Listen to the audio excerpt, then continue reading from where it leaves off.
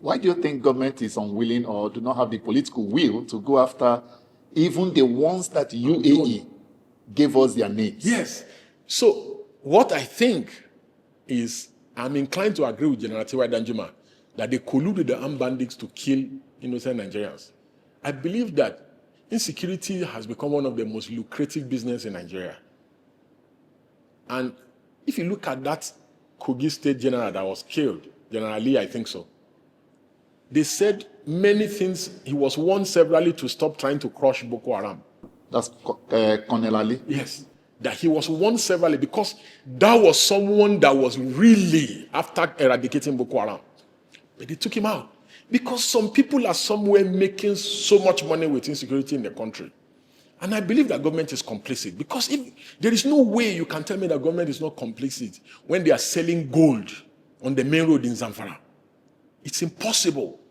They look at the way these terrorists move freely, unchallenged all over the country. You cannot tell me this is a government that has army, air force, navy, ground troops, many divisions, prison. And you tell me we have one of the best trained army in the world. One of the best trained. Nigerian soldiers have gone all over the world and have excelled at ground battles. And you tell me that we cannot defeat these people? I refuse to believe same. Let's look at what's happening in your state. We celebrated Children's Day 2 days ago, and we know that over 30 children are still in captivity, some of them as young as 2 years, 3 years. Government is not bold enough to say this is what we want to do. Do you think, even though government keeps arguing about it, they don't pay ransom, but experiences have shown we will see these people release the people. We don't get to arrest anybody. We don't get to kill anybody. How do they release these people? Is it that we are truly paying ransom? And are you worried about this or your incident? Yeah, of course. One of the victims, the teacher who was unfortunately beheaded, is our client. We're briefed by the family. We are constantly in touch with the family. We grieve with them. We mourn his passing. Unfortunately, and most regrettably, is that the family have not even been given the opportunity for them to bury their dead. You know, we had written to the president and commander-in-chief of the armed forces, President Bola Ahmed Tinubu, to personally intervene in the matter, not to delegate this matter. A president should act like his president. Should not sit in the comfort of his office, of the villa. Should leave the villa when there are problems like this and go to the battlefront. We have seen presidents all over the world do this. This is what is expected of a commander-in-chief. If not, you are not commanding anything. Even the governor of Oyo has refused to lead from the front. Even the 30 that you said is understated. You can be rest assured that more than hundreds of children will be in custody of terrorists and criminal gangs all across the country. Because many of these incidents are unreported, many. The only reason why the Oyo incident was reported was because the terrorists posted it online. There are so many others that ransom are just collected from the families and they are set at freed. And there are others that could not pay. We have just discovered that another teacher was killed in the north, who even after ransom was paid, he was killed. So it shows that there is no credible government in place in the country. And it's indeed very sad. Government must not only speak to condemn violent acts. Government must be seen to be proactive, to go after those who are perpetrating these violent acts and bring them to book. That is the only way that the citizens will feel safe. Most Nigerians can no longer even travel by road. That is how bad it is. Two of the greatest fear of every Nigerian today is to be kidnapped. The second is to be gunned down by the police. These are two of the greatest fears of every Nigerian. We just saw recently how a Nigerian who had been handcuffed, who was pleading his innocence in Delta, was shot at close range by the police. Then another police officer had just threatened on a viral video that if anybody records him, he's going to shoot and kill the person. So these are the two greatest fears of every Nigerian. Number one, that may they not be kidnapped. So when Nigerians make that prayer, that may Nigeria not happen to you, these are the things that Nigerians are praying against. That may they not be victims of kidnap, and may they not be gunned down by the police. You've always asked for the arrest and prosecution of Sheik Gumi for his comments and statements that you perceive to be sympathetic to terrorism. Do you really think he's a terrorist sympathizer? Okay. The Terrorism Prevention Act has defined who a sympathizer is, who an enabler is. Someone that defends, someone that justifies, someone that promotes. If somebody comes out and says, but it is better for bandits to kidnap people than to kill soldiers. Or to kill school children than kill soldiers. Yes, to kill school children than to kill soldiers. The paying ransom to bandits is not bad.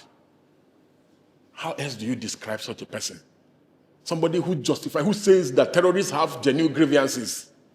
That government should, it's only in Nigeria that government forgives terrorists. Terrorists should never be forgiven. And terrorists don't repent. Terrorists do not repent. The only way terrorists repent is when they meet their maker. People like Sheik Gumi, if Nigeria was an ideal society, he should not be walking freely on the street. I have no apology for this position. But because the government is complicit, that's why people like Sheik Gumi are still free. That's why they are free. There can be no rationalization for what these barbaric animals are doing to our nation, to what they are doing to little kids. These guys recruit little kids into terrorism as foot soldiers and as shields, as human shields. So there should be no one in Nigeria should justify. Fact check, go and check all his previous videos. That because I'm now calling him out, he's now worried. Because I've called for his arrest, he's now worried. He does not eradicate all the pro-banditry, pro-terrorism stand he has taken in the past. He has also tried to say that government knows where the terrorists are and they know them by name. Why do you think government is reluctant to go after him? I'm inclined to agree with him on this issue. That's why I said both him and the government, they are complicit. That's why government will not arrest him. But if somebody like me say those things that he's saying, I will be arrested. Nnamdi Kanu was arrested for far less things that Sheik Gumi has said, far less promotion that Sheik Gumi has said. Can you quantify the number of people killed by people that Sheik Gumi has been supporting to the people that have died in the southeast? Can you quantify? Can you quantify the amount of kidnappings in the southeast that has happened in the southeast compared to the people that Sheik Gumi is supporting? Can you quantify?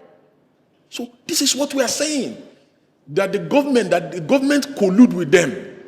Because the only reason why these things can persist is because of government collusion. So I'm convinced, and I'm inclined to agree with Sheik Gumi, that yes, indeed, government is involved, according to his testimony. Because, of course, he will know, because he's the one that takes them to go and meet the bandits. All right, El-Rufai has been undergoing trial without trial. He's been in and out of court and then without trial. Some persons are alleging persecution. Some persons are alleging that is justice visiting him. Do you think, or do you agree with those who said he's been persecuted by President Tinubu? I think it's a mixture of both, in my view. My answer would be a mixture of both. While I agree that it's looking more or less like persecution than persecution, but I also believe that it's karma, some form of karma has come to El-Rufai.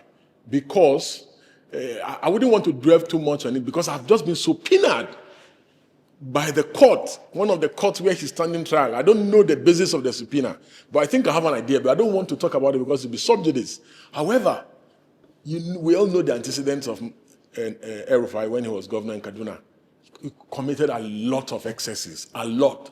But should that give justification for not granting him bail?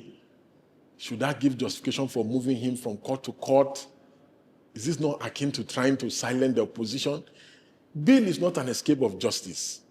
When a defendant is standing trial, the idea of bail is that he's given bail so that he can properly prepare for his defense. And after all, he's presumed innocent, according to Section 36 of 6 of our Constitution, that anyone who has been alleged or suspected to have committed any crime, no matter how grievous the crime, that the person shall be presumed innocent. In fact, you are not even supposed to put up a defense that you can just simply say, I have nothing to say. It is he who alleges that must prove. The burden and the onus is always on the person who is alleging that El-Rufai has committed a crime. But when you now shift the burden to the defendant and you're saying, oh, we will not give you bail because if we give you bail, we believe you will tamper with the investigation, you will escape justice, then the defendant is no longer presumed innocent. So it's on that basis that I agree with those who are saying that he's been somewhat persecuted, that indeed there are indices that yes, El-Rufai is suffering some form of persecution. But again, many people will say that El-Rufai will have done worse if he was the one in the position to do so, because we have seen his antecedent, and there are others who will also additionally say that even if El-Rufai is given another opportunity, he will do worse than he did as governor in Kaduna by persecuting those who he considers to be critics and enemies, and political enemies.